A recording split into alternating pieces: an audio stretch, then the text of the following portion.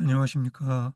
저작거리에서 바라본 20세기 예술, 오늘 1951년 토마스 만의 선택받은 인간입니다. 1951년 이란의 자유주의 성향의 민족주의 지도자 모하마드 모사데크가 선거에 의해 총리로 당선되는데 그는 석유 국유화를 단행하죠. 그래서 서방 세력과 갈등을 빚고요. 결국 53년에 친팔레비 군부의 쿠데타로 실각합니다. 그리고 처칠이 영국 수상이 다시 영국 수상이 되고요. 그리고 미국의 로젠버그 부부가 소련 스파이 사건으로 사형 선고를 받아서 53년에 형이 집행이 됩니다. 그리고 1951년에 미국에서 세계 최초로 원자력 발전이 시작되죠. 1951년 독일의 작가 토마스 만은 소설 선택받은 사람을 발표합니다.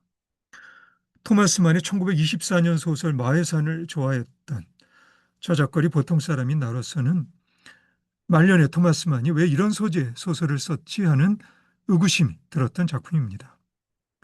사실 이 소설은 나에게는 좀 충격적인 소설이었는데요. 작가의 의도나 문체 때문이 아니라 이 소설의 소재가 이중의 근친상간이었기 때문입니다. 이 소설은 12세기경 음유 시인 하르트만 폰 아우에의 서사시 그레고리우스의 전설 또는 선한 죄인을 토대로 한 작품인데요. 먼저 오빠와 누이 동생의 근친상간이 한 생명의 잉태로 이어지고 이때 태어난 아이 그레고리우스가 이번엔 자신의 친어머니와 결혼하여 그 사이에서 자식들을 낳죠. 결국 이 사실을 알게 된 그레고리우스는 호수 한가운데 있는 바위에 자신의 몸을 묻고 바위에 고이는 물과 영양분만으로 17여 년의 세월을 자신의 죄를 속죄하며 보냅니다. 한편 당시 혼란과 분열에 빠진 종교계를 구원할 인물로 그레고리우스를 찾으라는 신의 계시를 받은 두 인물이 결국 그를 구원해 거룩한 죄인이었던 그는 교황이 되어 신의 뜻을 성취한다는 그런 내용입니다. 처음 이 소설을 접했을 때 나로서는 토마스 만의 의도가 확실치 않았어요. 누군가가 인터넷에 올린 글입니다.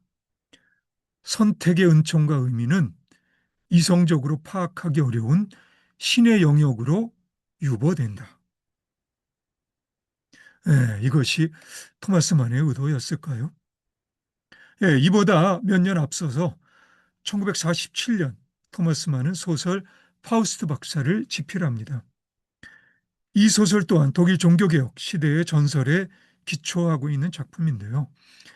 괴테의 파우스트와는 악마에게 영혼을 판 주인공의 처절한 말로에서 차이가 나죠. 토마스 만의 파우스트 박사에서 괴테의 파우스트에 해당하는 주인공은 아드리안 레버킨이라는 인물로 작곡가입니다. 그는 악마와의 거래로 천재적인 작품들을 작곡하지만 그의 작품들은 점차로 저작거리 보통 사람들의 수준에서는 다가가기 어려운 불협화음이 주를 이루는 난해한 현대음악의 특징들을 띠게 되죠.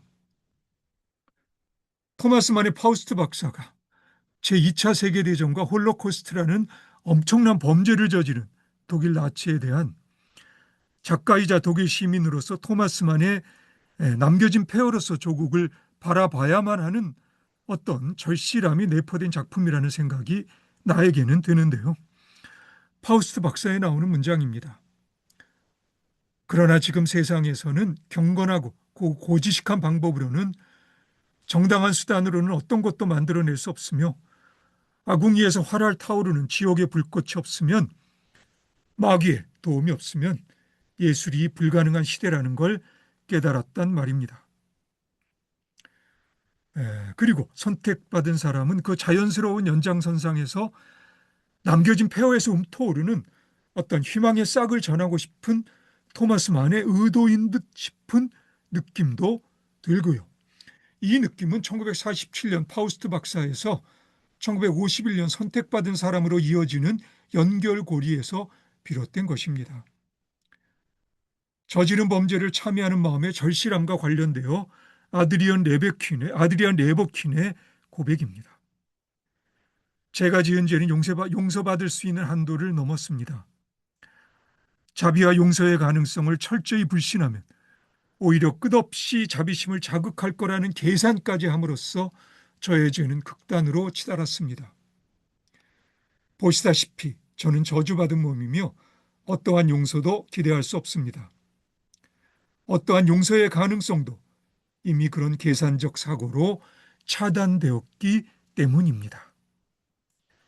소설가로서 토마스 만은 작가로서 활동하던 초기부터 일관되게 예술가로서 작가와 소란스럽고 번다한 저작거리 보통 사람들을 특징 짓는 소시민성의 문제가 작품의 중심 주제였던 것으로 나는 생각합니다. 한마디로 토마스 만은 작가로서 삶을 통틀어 저작거리 보통 사람들의 소시민성을 붙들고 씨름했던 작가라고 말할 수 있을 겁니다. 이 주제가 정점에 이르렀을 때 나타난 작품이 내 생각에 마이산이고요. 그리고 토마스 만은 1929년 노벨 문학상을 받죠. 이 주제는 파우스트 박사와 선택받은 사람에도 거듭 되풀이 되지만 나로서는 선택받은 사람에 이르면 작품의 한 켜 아래 앞에서 잠깐 언급했던 폐허를 바라보는 토마스 만의 절실함이 초월적인 것에 대한 조심스러운 관심으로 변형되어 전개되었던 것은 아닐까 하는 아직은 확실치는 않은 생각이 듭니다. 독일 교양소설의 전통에서 토마스 만의 작업에는 독자의 정신적 성장에 작용하는 작가의 역할이라는 자의식이 이를테면 계몽주의의 유산처럼 남아있는데 이 경우 정신적 성장은 과격하거나 급진적인 혁명이라기보다는 점진적 개선의 느낌이 강하죠. 하지만 제1차 세계대전과 제2차 세계대전을 겪고 난 후 토마스 만의 인간을 보는 시선이 결코 낙관적일 수는 없었을 것이고요. 이런 상황에서 인류의 미래에 대한 가능성을 어중간한 개선으로 점치기에는 그 원인 결과의 전망이 상당히 만만치 않았을 것입니다. 결국 20세기 중반까지 전개된 인류의 역사에 무언가 결정적인 계기가 도출되기 위해서는 저작거리 보통 사람들을 올바른 길로 이끌고 갈 지도력 있는 집단의 등장이 절실하죠.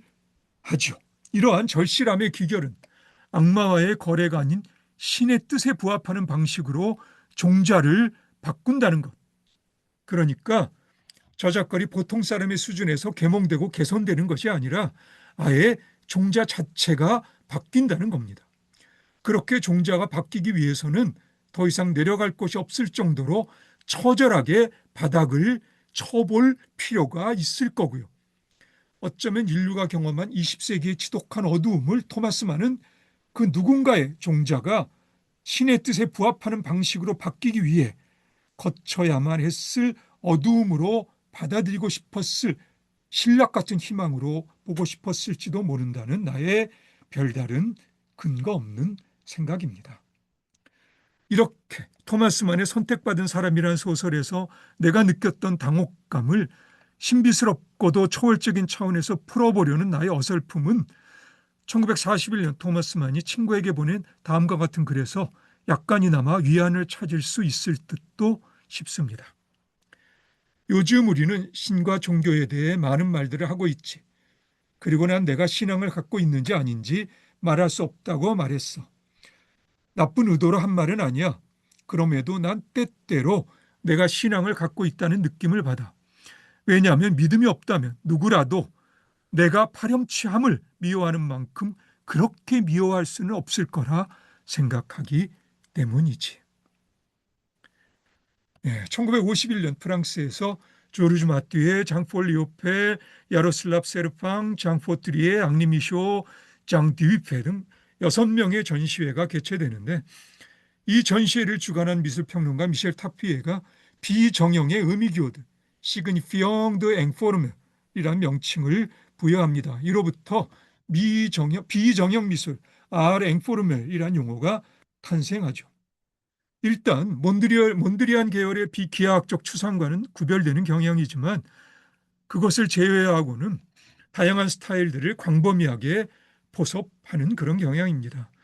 미국의 추상 표현주의에 맞서 유럽의 주도권 경쟁이란 측면도 없지 않을 듯 싶고요. 비슷한 맥락에서 프랑스어로 얼룩을 의미하는 따쉬에서 비롯한 다시즘이란 용어도 비슷한 시기에 쓰이기 시작합니다.